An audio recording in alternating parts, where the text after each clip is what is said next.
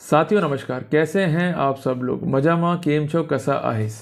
साथियों, आज एक इम्पॉर्टेंट टॉपिक डिस्कस करने वाला हूं प्रिवेंशन ऑफ करप्शन एक्ट को लेकर, और ख़ासकर बेनामी ट्रांजेक्शन्स को लेकर और 13(1)E को लेकर। अक्सर कहना क्या होता है प्रोसिक्यूशन का कि आपने अपनी वाइफ के नाम से या बेटे के नाम से बेनामी ट्रांजेक्शन्स किए हैं और रियल में वो आपकी इनकम है, आप उसके रियल ऑनर हैं और आपने केवल और केवल धोखा दिया है सरकार को और प्रक्रिया से जो है काम किया है बचने का। उस कंडीशन में आपका प्रोसिक्यूशन होता है, आप परेशानी झेलते हो और अल्टीमेटली आप लड़ने की राह और लड़ने की आस भी छोड़ देते हो। घबराते क्यों मेरे भाई, जीवन है चलने का नाम और जगते रहो सुबह शाम। तो लड़ना पड़ेगा, बिना लड़े अपनी पार नहीं बनने वाले। और वीडियो की शुरुआत करने से पहले एक बात ज़रूर कहना चाहूँगा कि वीडियो अब 3 भाषाओं में जो है मेरी अवेलेबल हो चुकी हैं, इंग्लिश में, पंजाबी में और हिंदी में।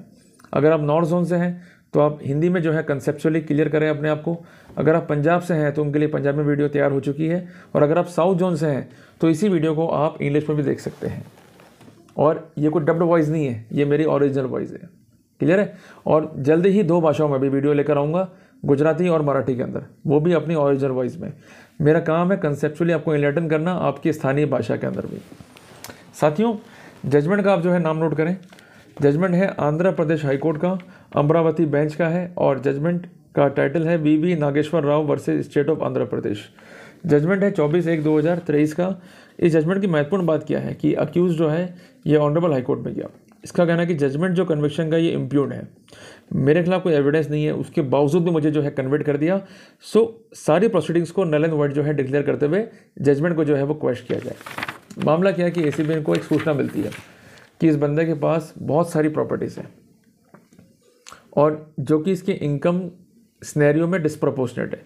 इस पर जो है रिपोर्ट कायम की गई, मामले की जांच की गई और बाद जांच जो है ये मामला सही पाया गया और फिर अल्टीमेटली एफआईआर दर्ज की गई। उनका ये कहना है कि अक्यूज को हमने अपॉर्चुनिटी दी, अक्यूज अपीयर नहीं हुआ और उसने किसी भी स्थिति का स्पष्ट उत्तर नहीं दिया। यही गलती आप लोग करते हो। आप लोगों को इस स्टेज पर सबसे पहले डॉक्यूमेंट्स को इकट्ठा करना है और उनके डॉक्यूमेंट्स को एनालिसिस करना है और उस पर अपना एक सबमिशन देना है, जिसको बोलते हैं मेमोरेंडम या रिप्रेजेंटेशन, और उसके बाद ही हमको आगे बढ़ना है। सीधे 482 में जाओगे, इधर उधर भागते रहोगे तो मतलब कुछ नहीं होगा। इस केस में उनका कहना है कि इन्होंने ट्रांजेक्शन्स करे अपनी वाइफ के नाम पर और सन के नाम पर, और ये बेनामी ट्रांजेक्शन्स हैं। ये फिर चार्जशीट भी हुए और अल्टीमेटली इन्होंने फिर केस को लड़ा, पर ट्रायल कोर्ट ने इन्हें जो है कन्वर्ट कर दिया। ये मामला जो है फिर हाईकोर्ट तक गया।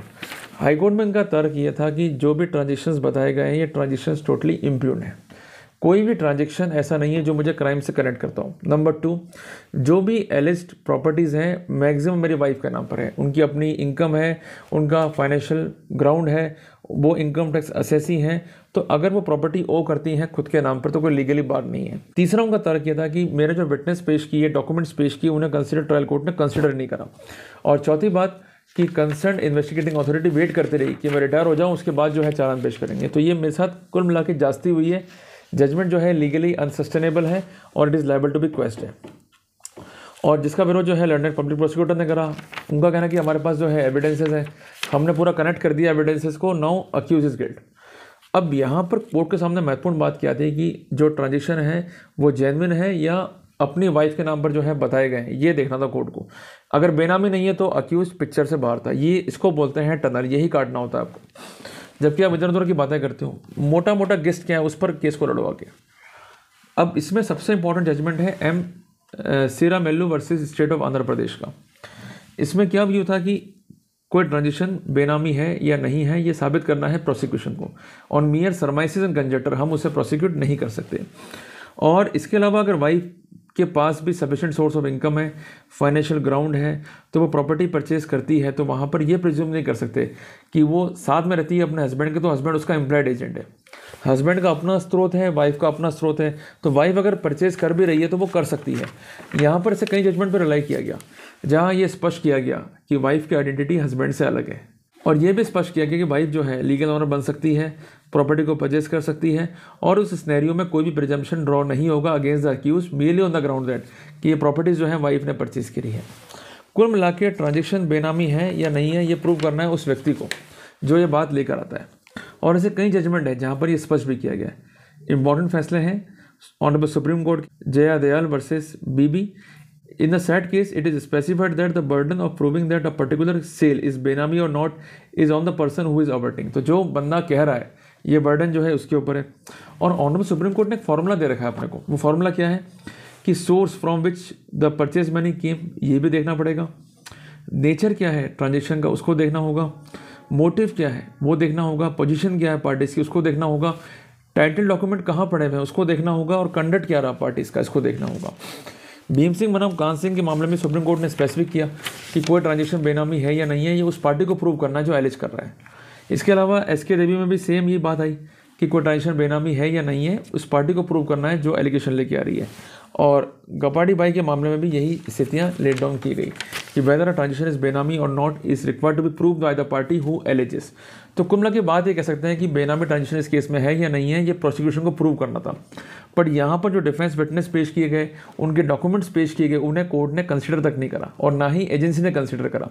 उसमें ये साफ साफ था कि ये ट्रांजेक्शन हमने कराए हैं, इसका एक स्पेसिफिक सोर्स है, इसको असेस कराया गया इनकम टैक्स में। जब ये सारी बातें रिकॉर्ड पर हैं तो उस सिनेरियो में हम ये कह सकते हैं कि डिफेंस टोटली सपोर्टेड है बाय द कोजेंट एविडेंस। तो जब ऐसी एविडेंस फाइल पर है, इसको प्रोसिक्यूशन भी खंडित नहीं कर पा रहा है, तो उस सिनेरियो में by drawing the mere presumption हम किसी भी अक्यूज को on mere surmises and conjecture prosecute नहीं कर सकते हैं। तो कुल मिला के एक इंपॉर्टेंट लीगल जानकारी है। जब भी आप इस तरह के मामलों में फंसते हो तो होता क्या कि आप लोग घबरा रहते हो, आप कोशिश करते हो जवाब देने की। भाई शांति से बैठ जाया करो, क्लेवर माइंड को अप्लाई करो, वो जो भी कार्रवाई कर रहे हैं उन्हें करने दो, डॉक्यूमेंट को लो और एक प्रॉपर आंसर दो सीए और वकील की सलाह से, तभी आप बच पाओगे। अदरवाइज ये लोग आपके खिलाफ जो है इम्यूनिटी क्रिएट कर देंगे। तो आपको वो बिंदु रखना है जिससे ये काट नहीं पाए, वो बिंदु अखंडित हो, अनकॉन्ट्रोवर्टेड हो, तो फायदा अपने को आसानी से मिल जाना है। और इन्वेस्टिगेशन के स्टेज पर सारी बातें खुल के कह दो, बाद में कह देंगे, बाद में डिफेंस ओपन करेंगे, तो बाद वो कभी नहीं आएगा।